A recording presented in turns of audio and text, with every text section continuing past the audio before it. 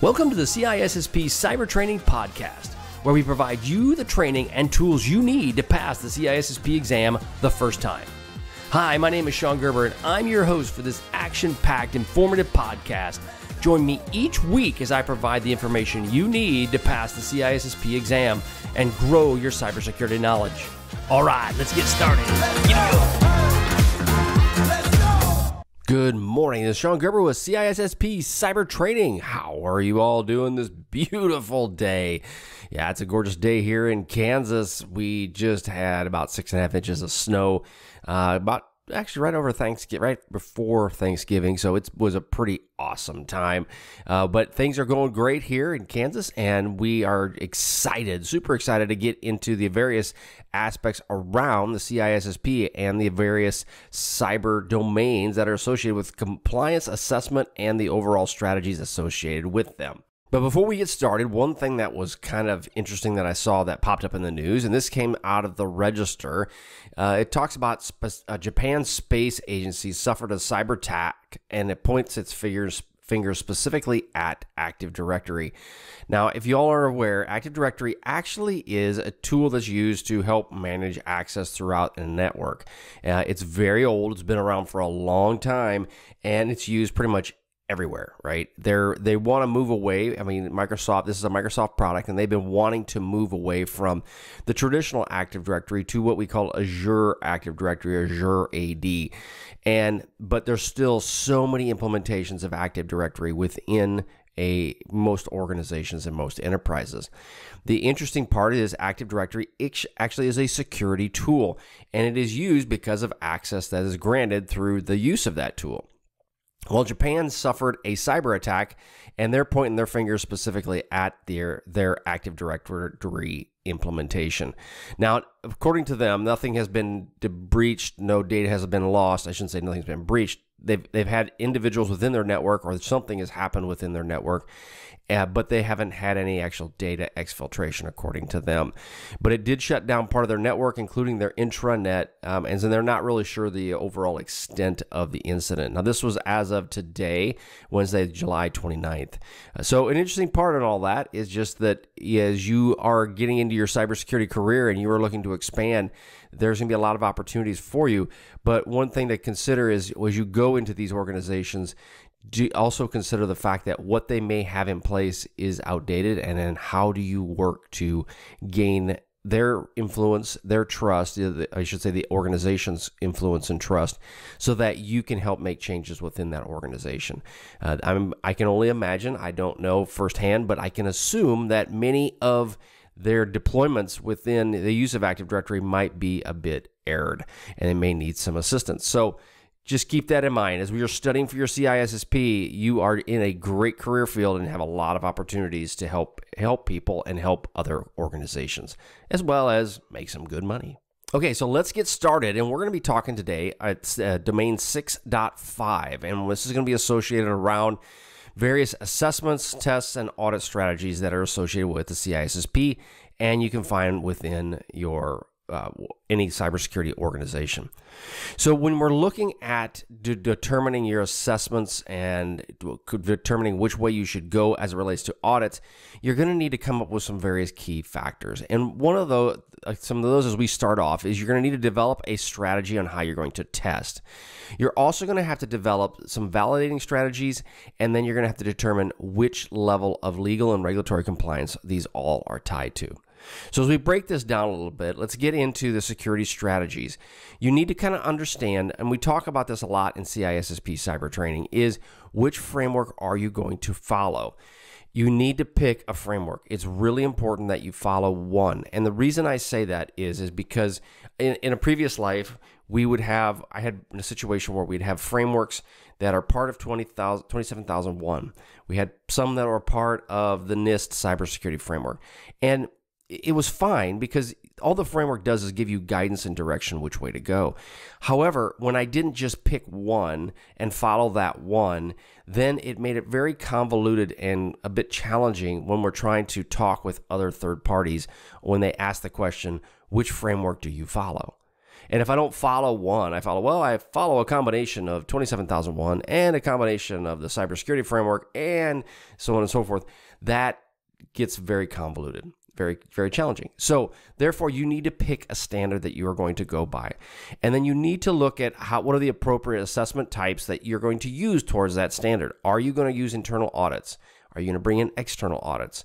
And when we talk about internal and external, the internal could be someone within your organization.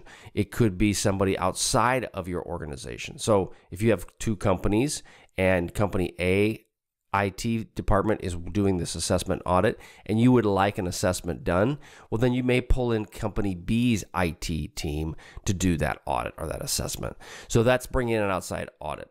An external audit would be your big three, your Deloitte and Touche, your I'm just drawing a blank, but there's basically three main companies that you'll work with that can do these external audits. Now, I say that from a very large company that works with various audit firms. If you're a smaller company that you're going to work for when you first start off, you may not. You can still bring in smaller audit firms, just to determine what is the legal requirements around that. And so when you determine those things and what is your overall plan around a assessment, is it going to be a technical vulnerability assessment versus just a paper audit? You'll have to figure that part out as well. The strategy should be robust enough to identify your potential vulnerabilities and bring it back to the standards that are associated with the 27001. So again, you use the 27001 as your North Star, as something you're going to guide to. If you do that, then when you do your assessments and your audits, they can then come back to this 27001 series. Now, and something to kind of consider is that as I brought forward as I'm going through this podcast, I'm recording the contents as well, and that'll be on CISSP Cyber Training. So you can go to the website, you can watch the video while you're listening to the podcast as well, because I've seen it works well when I actually listen to something as while I am watching it. That does help out quite a bit. But I put in there some use cases that how does this work? Well, let's just say, for example, you're a multinational corporation and you have to do the testing on your global security strategy. You may have regular pen testing. Okay, you may have that for individuals. You may have employee phishing awareness assessments that you may do. So basically, you're going out and testing people. And then you make sure that these meet all of the international standards across all of your various companies. So you're going to do those things on a regular or routine basis. If you have some sort of regulatory requirement that forces you to do that every year, you would do that every year. But at a minimum, you need to have some of that defined for your company. Now, when you're looking to validate these various testing strategies, again, you have to tie them back to, are there any external regulations that are forcing you to do that? So you must remain aligned to that. I'll give you an example. So when we do testing within the European Union, there are various entities out there that require us to, as we go through the tests, to send them a report of how the test went. And that's very indicative and very consistent with what happens here in the United States, especially when you're dealing with small, I'll use credit unions as an example. If you're listening to this someplace outside of the United States, a credit union is a smaller bank, and it's a bank that actually it's defined by the shareholders, by individuals. As I deposit $10,000 into a bank account, then I become part of this overall bank ecosystem. And so therefore it's member owned. All the members own this small bank. Well, if I've done work with credit unions in the past, and the credit union, one, has to have this assessment done for its shareholders, for people like me to say, hey, we've done this. We're watching what's going on. But they've also had to do it for regulators within the United States and give them an output of what this report is. So you need to have that defined and decided upon within your organization, who's going to get the report, who's going to provide the report. Another key thing to think about as you're looking, and again, these things I'm telling you are covered in the CISSP. They're going to ask you questions. I'm giving you the mindset of a CISO so that when they ask you these specific questions, you can understand where they're coming from as it relates to the test question itself. But one of the other aspects is as you provide this information, you have to then work with your senior leaders to determine who's going to provide this information to the bank. As an example, I, as a security person, would not provide it. our legal team would provide that information to the bank. Or I should say even, our senior leaders, senior legal team, or potentially our president himself. Legal and regulatory compliance, again, you want to stay in alliance with all of these regulatory compliance requirements. That includes GDPR, HIPAA, any other privacy requirement that you're seeing out there, you'll want to make sure you focus with it. Any other government requirement for critical infrastructure, you'll want to basically follow that as well. When I say critical infrastructure, let me give you just a spin on that one. So if you are a manufacturing facility and you deal with something, so let's say you're a refinery and they consider you critical infrastructure because you manage pipelines or something like that, then what may happen is you may have to go and do assessments and audits and give that information to that leadership to ensure that you are actually doing what you say you're supposed to be doing.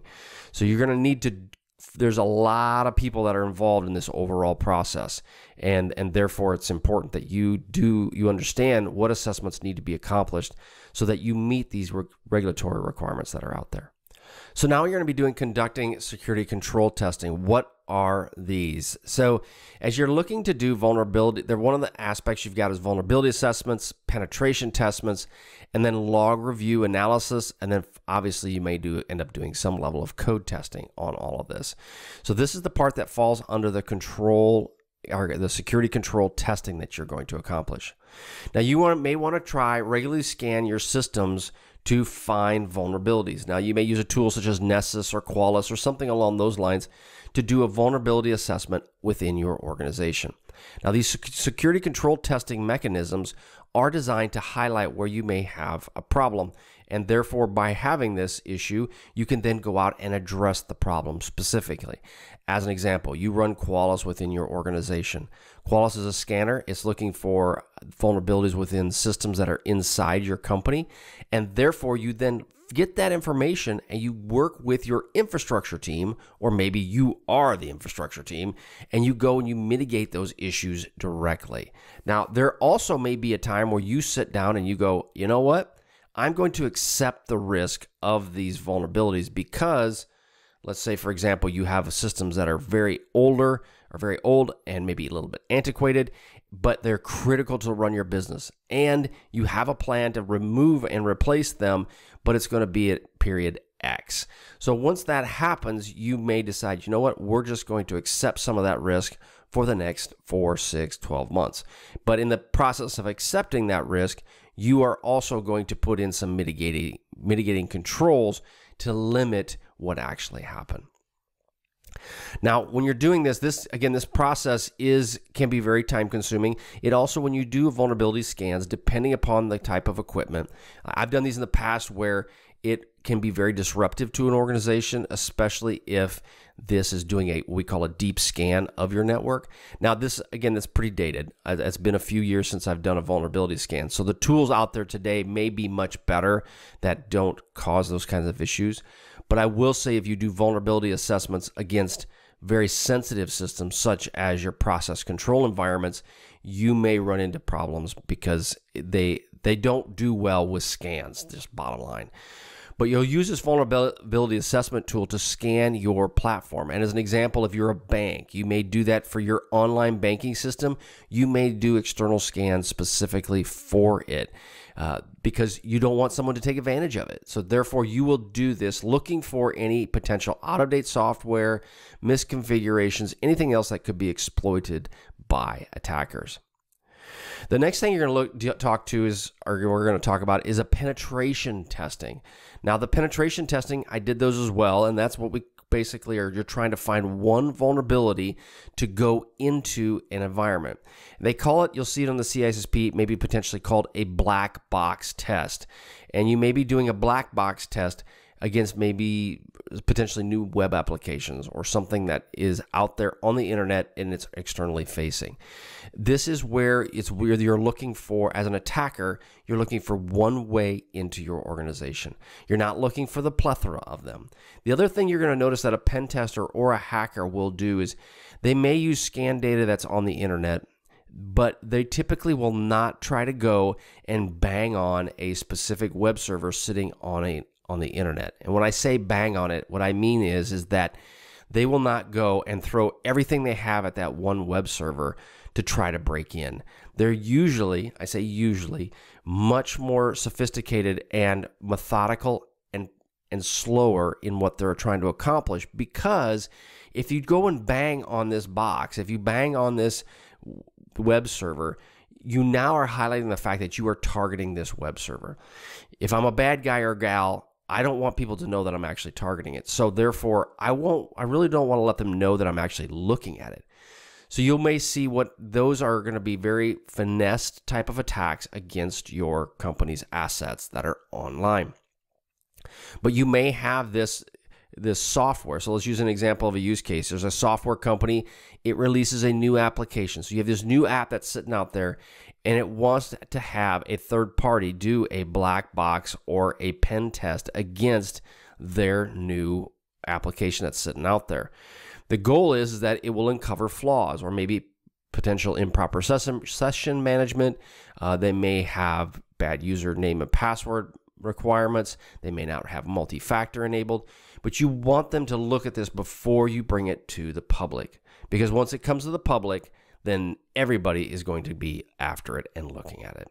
Now, granted, if it's on the internet, everybody's looking at it, but if you now highlight it and use it as something you want your people to look at, it will become a problem as well. Log reviews and analysis, you want to make sure that you do go through and have systematic reviews of your logs and to ensure that there's any signs of malicious activity. I've seen this time and again where in a previous life, we would go in and we would modify the logs a little to try to change them from what they look like. Typically, if you have a decent hacker, he or she will not go in and delete the logs. That's usually a bad idea, because if you go and delete the logs, you now highlight the fact that you've been there. So they will go in, they may modify them, or their goal is that they also understand, most attackers, that people are not necessarily looking at the logs, and because they don't have some level of automation in place to help them. So therefore, they kind of hide in what we call the chaff. In Kansas, we have wheat, and when you have wheat, you want to get the seed out of the wheat. You beat on the wheat itself to get the seed out so that you can turn that into whatever bread or whatever else you want to turn it into. Well, what's left is the chaff. But there's all kinds of noise that's on within a business network.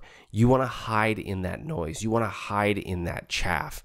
And so therefore, that's what ends up happening. So you as a cybersecurity professional really need to have some level of log reviews that you can utilize to help you find out where is the attackers within your potential, within your organization. Now, synthetic transactions and code testing. If you're doing some synthetic transactions, these are to simulate user interactions. I did this with my development team. They would actually have automated interactions that would occur with their web development environment. And it would act like a user when it's trying to accomplish this. You would also conduct code reviews and to find security vulnerabilities that may potentially be out there, such as maybe a SQL injection, maybe any sort of aspect that you may be looking for, cross-site scripting attacks.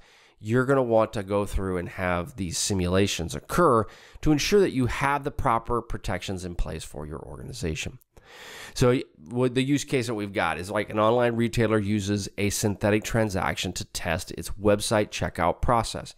Now, if you're doing website checkout, if you're using some sort of online checkout for your website, I highly recommend bringing in and integrating a third party to do this for you.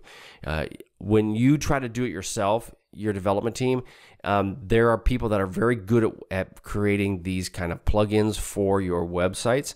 I would highly recommend that you have third parties that will provide you those plugins so that you can be successful. If you have your development team do it, they may or may not be successful. And now you could open up your company to a lot of risk. But your ultimate goal is that you want to ensure that your product team, that your teams are actually doing the right thing when it comes to these transactions. So as they're going through the secure checkout process, you want to make sure that the team is doing this and they don't have the ability to have input flaws where they could then do a SQL injection into your code. And a SQL injection basically is a line of code that's added to your input lines, which then that goes in and will either be able to pull data out, through using a script. It'll be able to pull the data out of the SQL process, or it will make it burp and give information to you. So you're going to want to go through that overall transaction process if you're dealing with a web application. Now we're going to get into collecting your secure process data and how does this specifically work. Now we're going to talk about some key points of account management audits, management reviews, process reviews, and compliance with in the agreements that go with that.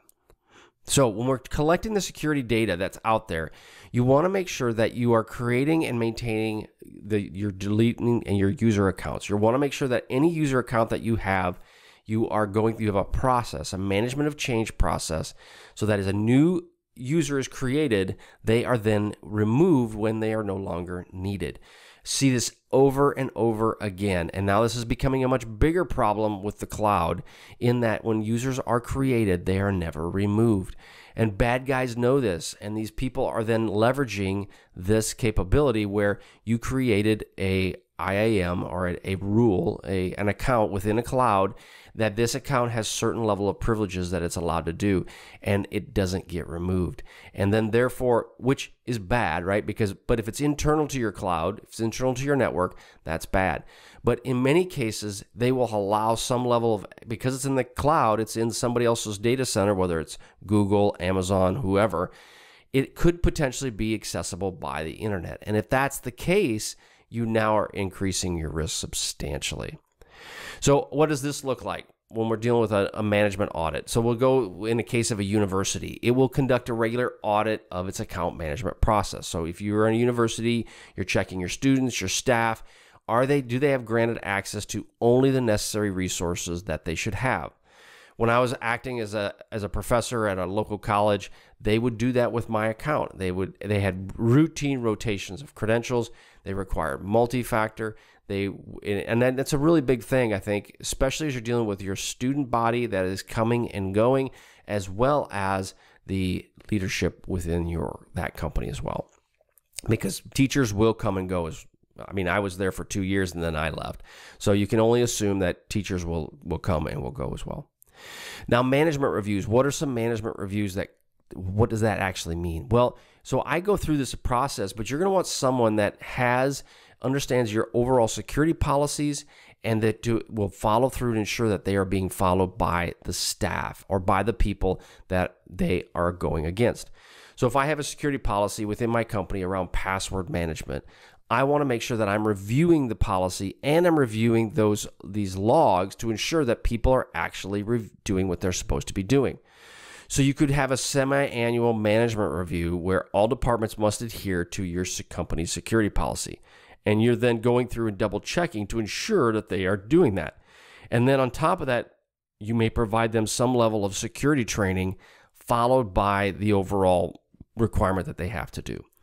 So it's important that you have the policy set, you provide the policy to the people, you then go through and you enforce the policy by by tools that you have in place, and then you follow that back up, and then you have training for the policy, and then you follow that back up at the end and verify people are actually doing what they're supposed to be doing. Now we're dealing with process reviews. This is one thing you may see within the CISSP is you may conduct interviews or walkthroughs to assess the processes and understand if they're being implemented. One aspect, it may not be a physical interview, but let's say you require that all screens be locked upon when you're done in that room. You may walk around looking for specifically screens that have been locked, that if people are away from their computer, did they lock their screen? You may be looking for, maybe you have a shred policy where all documents must be shredded using, I highly recommend a crosscut shredder, not a strip shredder.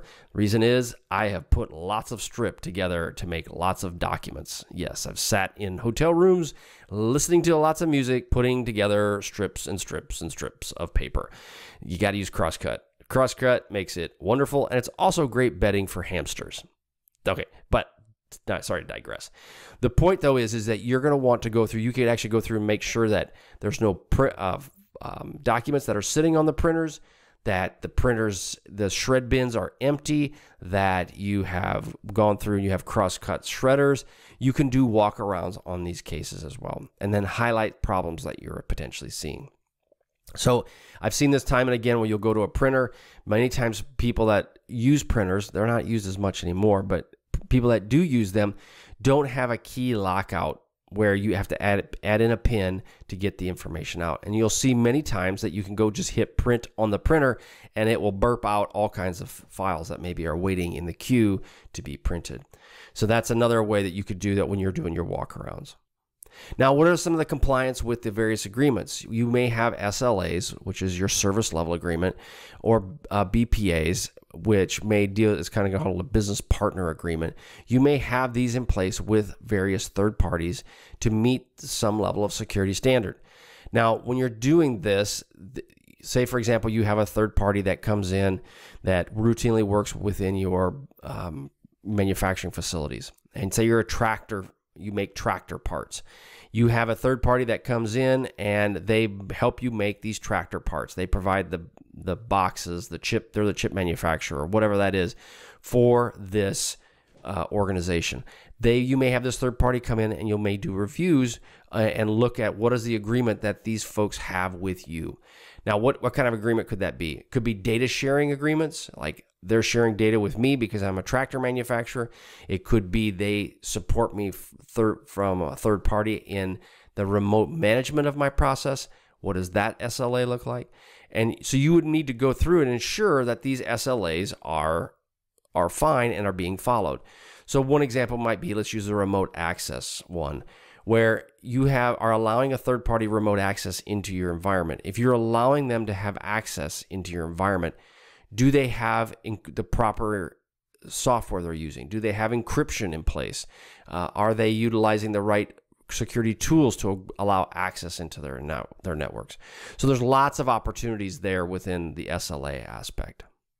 So now we're going to get into, you're going to analyze your test output and you're going to generate reports.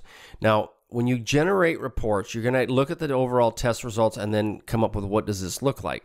And then you're going to have those findings, those report findings, and you're going to provide those to whomever may need them within your organization, and you're going to ensure that they are accurate. So when it comes to doing your analysis of these test results, you're going to look for potential, let's say, example of weak passwords. And are these weak passwords being used across multiple systems?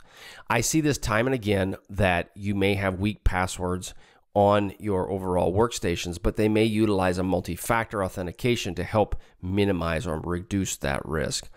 When it comes to using other products that are out there, when you're talking to passwords that are associated with servers or service accounts, you may want to run different types of tools to help you with that. You also may want to incorporate tools such as a security information and event management, or SIM, tool to make sure that it is looking for these various flaws that you may have within your environment. So I've used SIMs to help me root out service accounts, which ones are not good, which ones have bad passwords, which ones are not being logged into. You may utilize the logs off of those to help go, you know what, we're going to get rid of this X account because no one ever uses it, no one ever logs into it. You're also going to find out that most people, especially network folks within your organization, they're what we call hoarders. And what that means is when they get something, they hold on to it.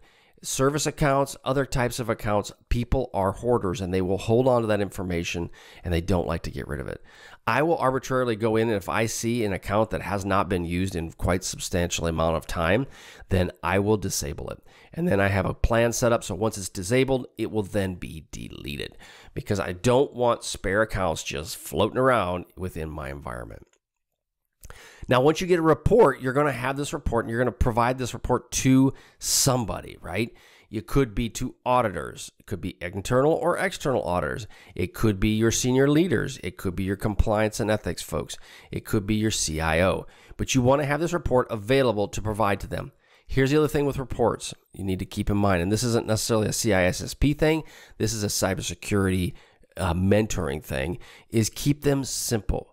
Be brief, be brilliant, be gone. You want to have them simple. Simple enough that it provides the information, but not too simple where they're asking lots and lots of questions.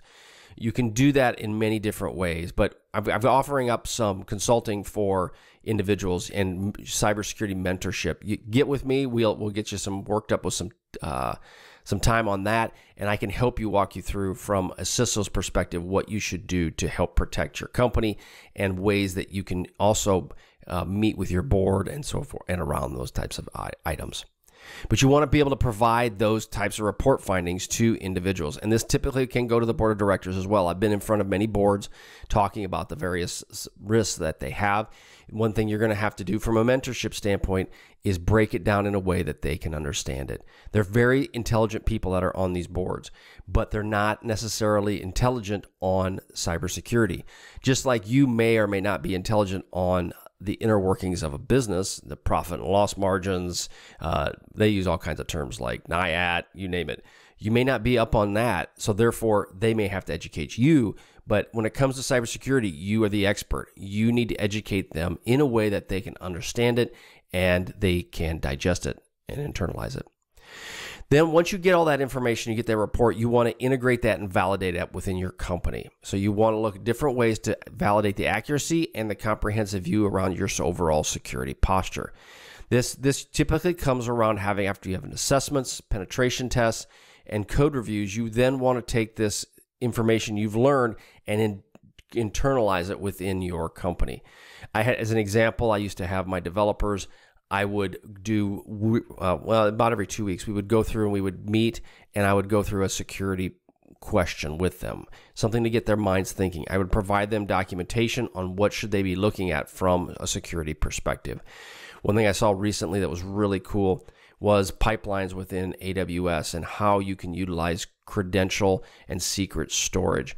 I heard of it, but I didn't really understand it. So I had someone kind of walk me through it. Makes a lot of sense. Super cool, super helpful.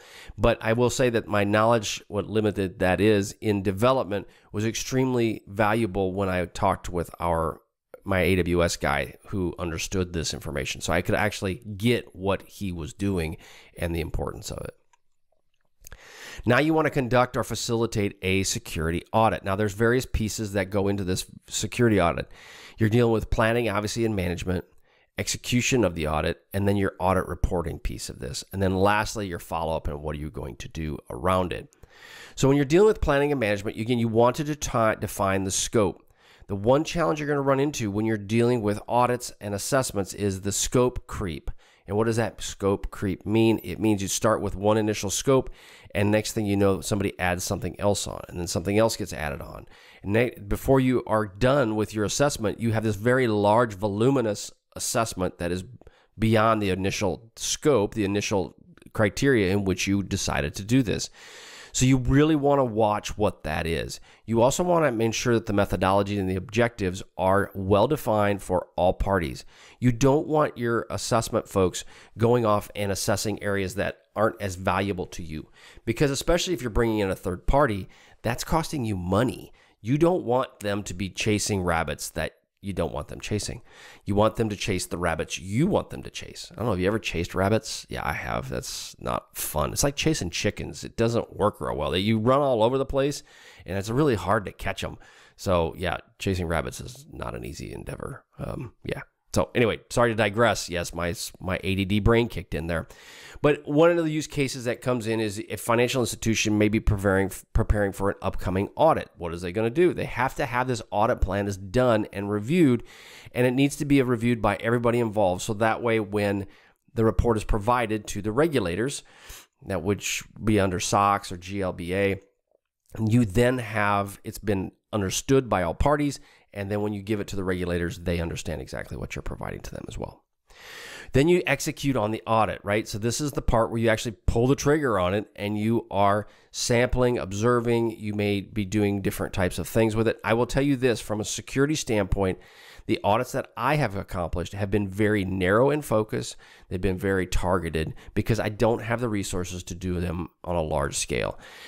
When they're on a larger scale, then I will bring in a third party because they have the resources, the manpower to be able to do that for me. Now, that does cost money. A typical audit can cost in the upwards of $50,000 to $100,000, just depending upon the size and scope of it.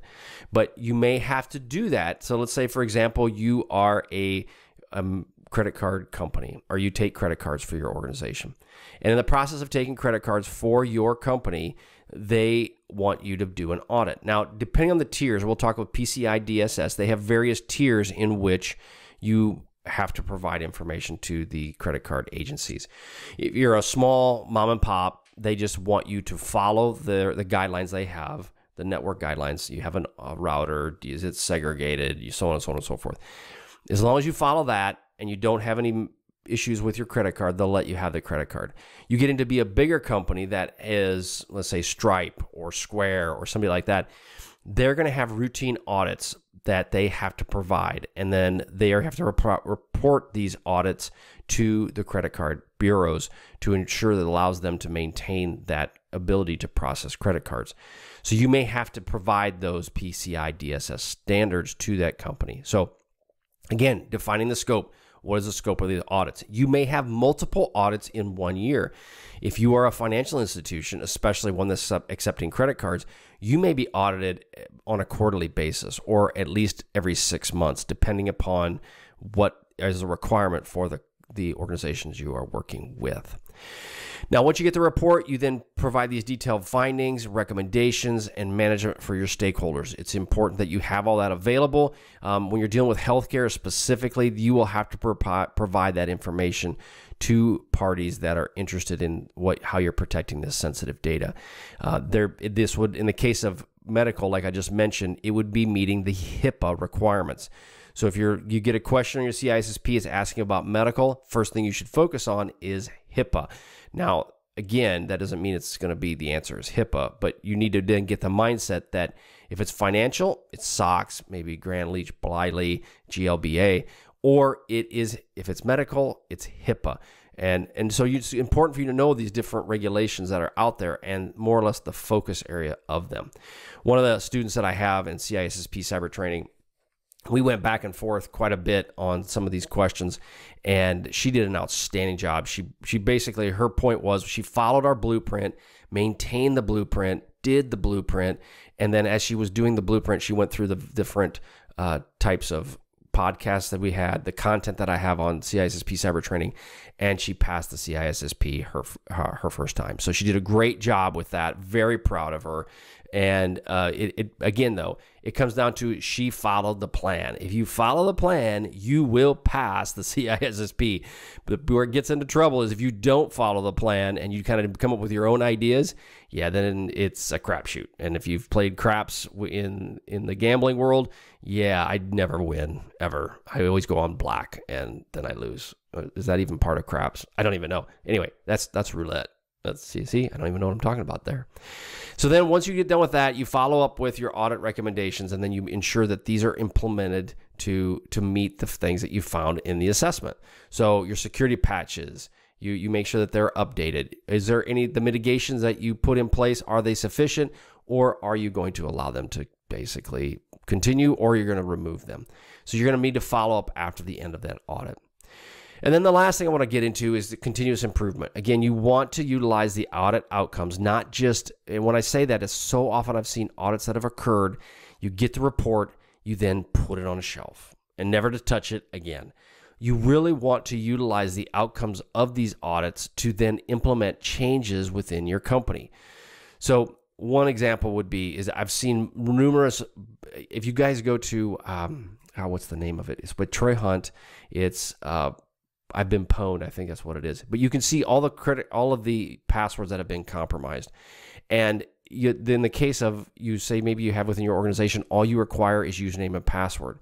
Well, if you know that that's all that you require, and you know that almost 99.9% of the people out there reuse passwords, you are setting yourself up for disaster if you don't put in place a stronger password policy or maybe potentially multi-factor. And if you're doing that, that would be maybe a finding from the audit that you found, is that they recommend put in multi-factor to help reduce this risk. Now you take that information and you implement it within your organization. That's the outcome you want to try to have. You also want to get into risk management and then policy procedures and revisions. And what does that mean? So your risk management, you want to then turn around and look at, if you know that you're in an industry that has a higher level of risk for cyber attacks, then you need to look at what should you do in that space. So if I'm in a high risk for cyber attacks, or my system is highly critical, and the audit said that, you have critical systems that could be compromised, you then need to go and have a better, stronger backup and a backup policy. You need to have better resiliency within your organization. Maybe have a segregated network architecture.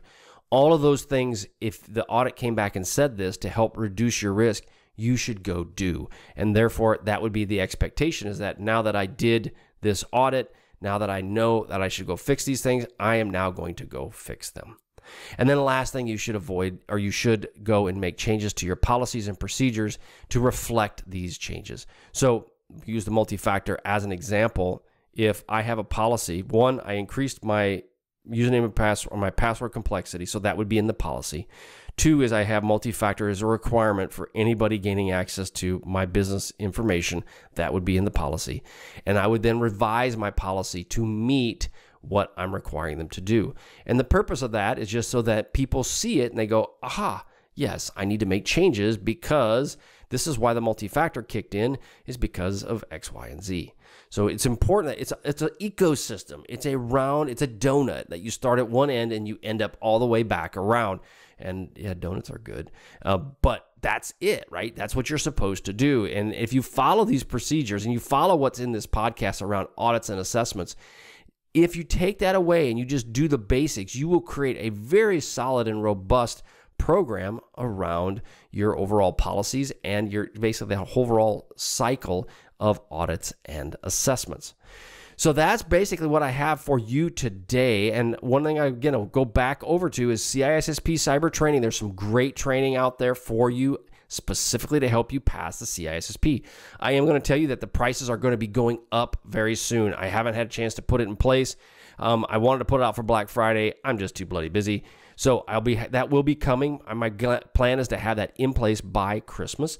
But at a minimum, the prices are going up due to the fact that demand is just so much, and I can't keep up with the overall capabilities. So the value is just going to be there for you. I guarantee you will be happy with what you see. There's a lot more products that are coming out with that increase. There's a lot more capability that you're going to have. In some of those, you're going to have much greater access to me specifically.